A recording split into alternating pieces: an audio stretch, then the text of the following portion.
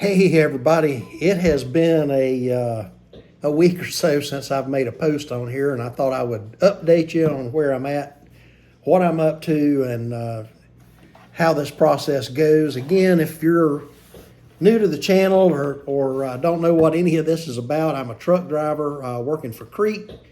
I've injured my shoulder. I've torn part of my rotator cuff. May have some damage in my neck and whatever, but anyway, I'm on workman's comp right now, so I'm not driving. I'm trying to get healed up and get back on the road again. So anyway, this past week, I finally got all of my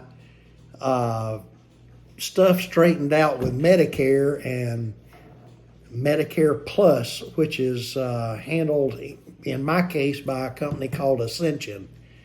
I finally got all that straightened out. What an ordeal. If you go back a couple of videos, you'll see where I did an ordeal on Medicare, and it's taken me a while to straighten out the mess that I made in the first place, and now I think I got it finally straightened out, and I've got my Medicare Advantage or Medicare Advantage Plus. I've got all that straightened out, so hopefully I'll have a card soon, and it's actually a lot better insurance if you do it this way than what I'm getting through Crete, so I may just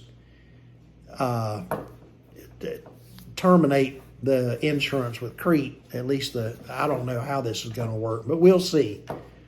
I'm going to give it a month or so having both so that we'll see how it works out, and if everything works like I think it will, then we may end up strictly on Medicare, which is fine. I've worked all my life, 65 years paying into this, so it's time I get some of my money back. Also, Medicare is not free. I don't know if you guys know this or not. It costs $170 a month to have Medicare for a retiree. So for the two of us, it's like over $350 a month. So that's me and my wife on it. So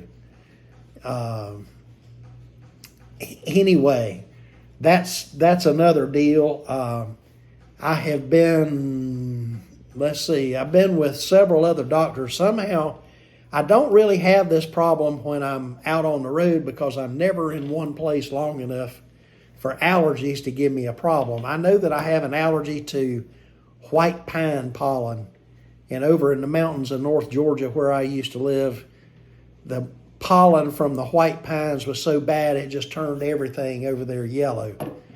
I don't know what time of the year that happens. It may be happening here right now. I don't know. I don't know where there's any white pines close to me, but it really tears up my allergies, my sinuses, and I don't know if you can see this or not, but I've rubbed my eye so much that I busted a blood vessel in there. So I've been tested twice in the last few days for COVID, and I don't have the Rona. So anyway,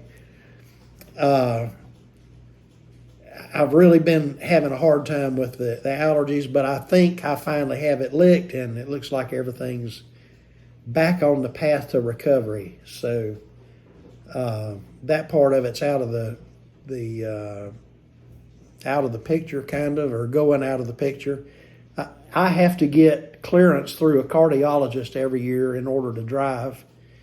And my year was coming up here the first week of August that my DOT card would expire. So anyway, I went to my cardiologist as normal, and I already had all this planned way in advance. But I went to him, and everything seemed fine with him. He's okay. He's ready to sign off, and looks like I'm going to be fine, at least for another year. I am hearing through the grapevine that freight has slowed down considerably almost everywhere, and it's not necessarily with Crete, it's with other carriers. I'm hearing friends that drive for different companies all over the world. Now that I don't have anything to do, I can make phone calls and talk to my buddies that people I have trained. I still stay in touch with them, and they're like best friends to me. So I call them up and check on them every once in a while and see how they're doing, who they're driving with now. None of them stayed with the company that we were with before. They all left there, some of them before I did. Anyway, it looks like it's a nationwide deal, and freight is really slowing down, One of my very good friends that also has a YouTube channel on here, Old Snapper, he posted his paychecks for the past few months in a series, and man, they were. Now, bear in mind, he had switched from Creed over to flatbed, and then I think he switched from flatbed back to the box. I'm not sure. Either way, I am positive that he was not making any money. So he has switched companies to another company called Poly, P-O-L-Y, I believe it is, Poly Trucking. They haul plastics. They're a manufacturer, and they haul their own product. So a lot better situation for him and a lot better money. I'm anxious to see. He was doing all the orientation and stuff yesterday and switching over to that company. So I'm anxious to see how he does with that. I have another guy that I trained to drive, and he's working for a refrigerated company and mainly driving out in the West Coast. He has a little bit different situation where he owns some property, but he doesn't own a house on it. And so he really is not tied down to any one particular area, and he's been spending a lot of time out on the West Coast and been doing okay, hauling refrigerated loads, so it's always food. So the last I talked to him, he was doing okay. Another guy had switched companies a couple of times, and he's now working for a tank line company down in Florida. And the last I talked to him, he was doing okay. He's mainly doing nights and doing fuel deliveries at night for this tanker company. And he seemed to be doing fine, really enjoying being at home with his wife more. It was a home daily type deal, dedicated customers that he delivers to, and he was home daily. So he seemed to really enjoy that. The last I talked to him, he was doing all right. But now some of the other people that I'm hearing, both through YouTube and through some of the other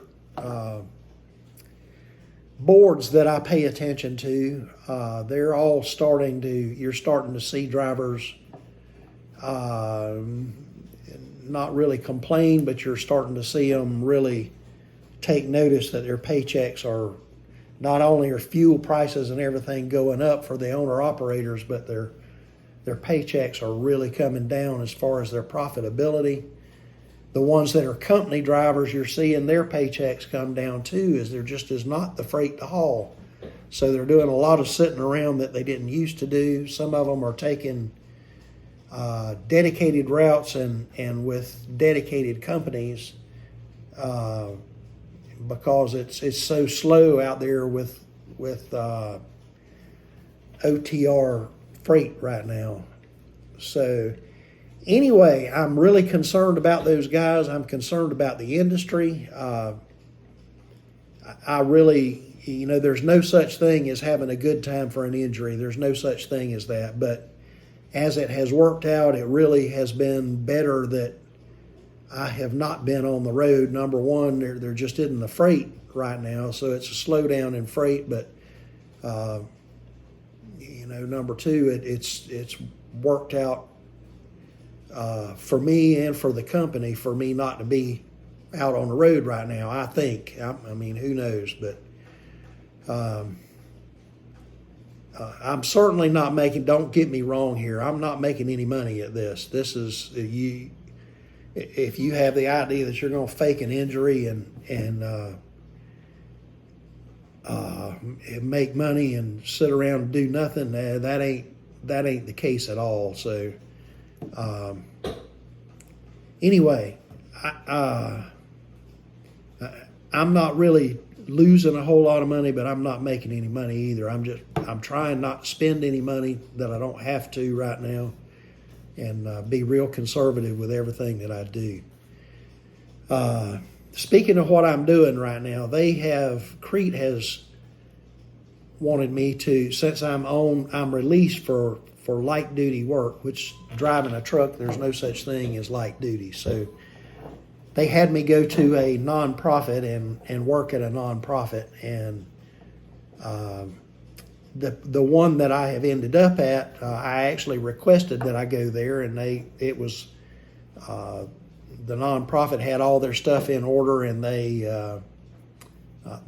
accepted me. So anyway, I go there every day to work, and it's mainly helping people, families that are going through a crisis. Some of them, the breadwinner of the family has had an injury or an illness, and they're not able to provide for their family like they need to, and the family has needs of, basic needs of food and clothing and toiletries and that kind of thing. So they have me working in the area that, not in the area where we take donations, but in the area where I actually deal with people every day. So I'm seeing a lot of people that are really starting to go through a crisis. A lot of them are telling me that they've never had anything like this before. They've never been where they're working all they can work, and they just can't seem to stretch it out to be able to have enough to eat. They pay all their other bills, their rent and their car note and their insurance, and there just ain't enough left to eat. But after they try to pay gas and everything has gone up. So, but anyway, I also have homeless people. I have found out I've got a real education on homelessness. Some people are they're homeless for a number of reasons, and I could probably go into a lot of that, but some of it has to do with mental health issues. Some of it has to do with, just somebody, I see them almost every day when they get to telling me their story. It's just everything came crashing down on them, and they had no choice but to give up their home, and they didn't have enough money saved up to make a down payment elsewhere, or to pay the first and last month's rent to be able to get another place. So they end up homeless and living on the street. Some of them living in tents. So I've got a real education on that. But the people are, the reason that they're homeless, man, there's a list a mile long of how they ended up homeless. But all that to say this, late this afternoon, I had a young lady that showed up, pretty young girl, I'm telling you, pretty. She looked to be about 20, I would guess. You could also tell because of her pouch that she had had a baby recently. So, now, let me paint this picture for you. She had a hairdo with the designer hairdo where every other little segment was blonde and brown, blonde and brown, blonde and brown, blonde and brown. I don't know what you call that, but anyway, when you comb it all out down here, it kind of looks all blonde, but you can see the roots. Anyway, you probably know what I'm talking about. It costs a lot of money to have your hair done these days for women. I got a wife. I know. I know how this goes. So anyway, pretty young girl, pretty complexion. Looked to be about 20, she had her belly button pierced with one of them dangly things hanging in it.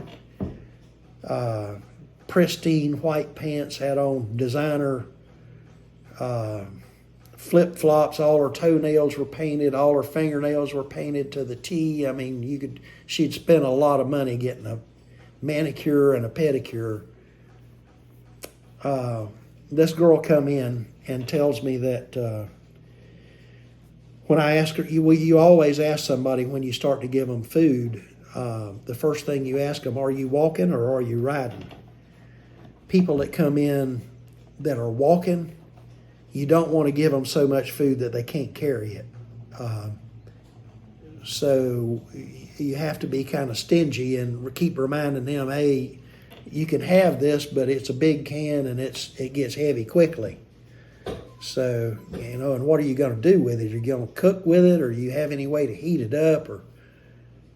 So anyway, this girl comes in, and the first thing I ask her, are you walking or riding? So she says, no, I'm riding today because my grandmother brought me over here, but I'll be homeless tomorrow. Oh, man. That I want to be compassionate and I want to help people that really need help. But this young girl, I don't know the whole situation and whatever. I know the grandmother, I saw her when she come to pick her up. The grandmother looked like she could use a lot of help herself. Maybe a granddaughter that cared enough about her that would actually come and live with her and cook for her and clean for her and do whatever she needed in exchange for a place to call home.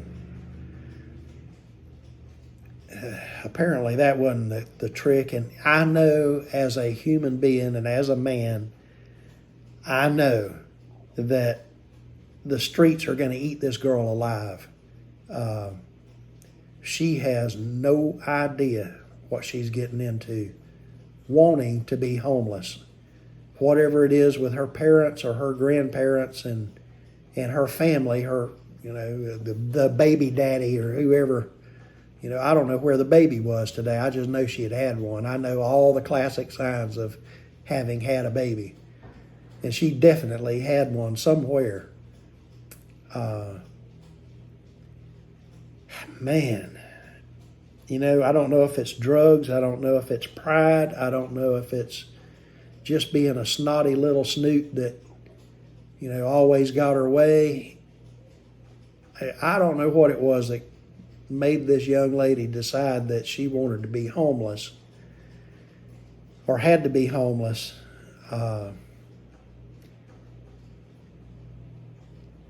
Man, I wanted to just choke her, and go, have you lost your mind?